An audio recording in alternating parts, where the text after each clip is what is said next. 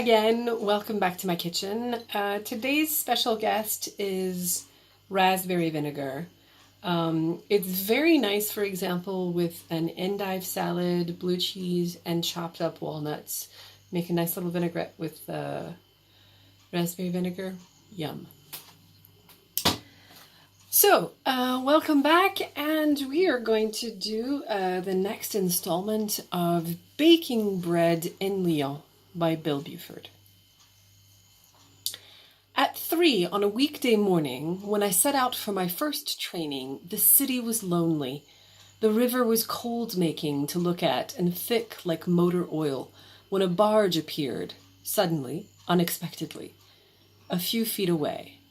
From Thursday to Sunday, Lyon was all-night drinking, loud music, car burnings, vandalism, vomiting. Now there were no vehicles, no people, not a light on in any apartment. Bob was clearly waiting for me. He ripped open a 50-kilo sack of flour, lifted it without a sign of strain, and emptied it into a large steel basin. He grabbed a milk carton with the top cut off and told me to follow him to a sink. A startling sight, filled with coffee paraphernalia, grounds everywhere, a sandwich floating in something black, a wet roll of toilet paper. He negotiated the carton to a position under the faucet and ran it hot. You arrive at the correct temperature by a formula involving 2 other factors, Bob explained. One is the temperature of the air. This morning, it is cold. It's probably 2 degrees. The other is the flour. How do you know that? It's the temperature of the air. Of course. These 2 factors added together, plus the water, should equal 54 degrees Celsius. So if the air was 2 degrees and the flour was 2 degrees, the water would have to be 50. Hot, I said. Exactly. The water from the tap was steaming. Bob filled the carton. I asked, Bob, you don't use a thermometer? No. Do you own a thermometer? No, he considered. I might. Bob poured the into the basin and started an apparatus attached at the top, a kneader.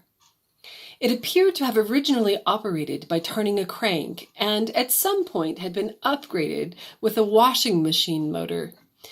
2 hooks, like prosthetic hands, scooped up the dough very slowly. It's no faster than if you did this with your own hands, he said. Then we take some of last night's dough, la vieille pâte. It was brown and cakey, wrapped inside plastic film. He pinched a bit between his thumb and forefinger and tossed it into the basin. He took a second pinch, scrutinized it, thought better of the quantity, and tossed in half. This, in effect, was his starter. Yeasts still alive from last night that would be woken up in the new batch. It wasn't the only source. I knew enough about yeasts to know that here they were everywhere. You could peel them off the walls. You could scrape all you needed from underneath Bob's fingernails. I looked around. On every available surface there was an unwashed coffee mug. Fabric couches used for shaping baguettes were draped across wooden poles like beach towels still damp from last summer. A light bulb dangled from the ceiling. There were the flickering blue lights of the ovens. The darkness put you on your guard. You could trip here and die. He stopped the kneader and tore off a piece of dough. It was thin and elastic. You can see through it, he said, laughing as he stretched it across my face like a mask. Tonight's dough would be ready the next afternoon. The morning's baguettes would be made, therefore, from last night's. Let's get back for a breakfast, Bob said.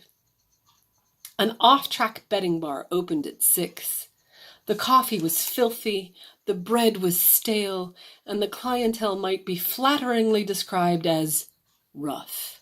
Phlegmatic, one-lunged hackers knocking back sunrise brandies while studying the racing odds. But for Bob, they represented companionship. He was at ease among them.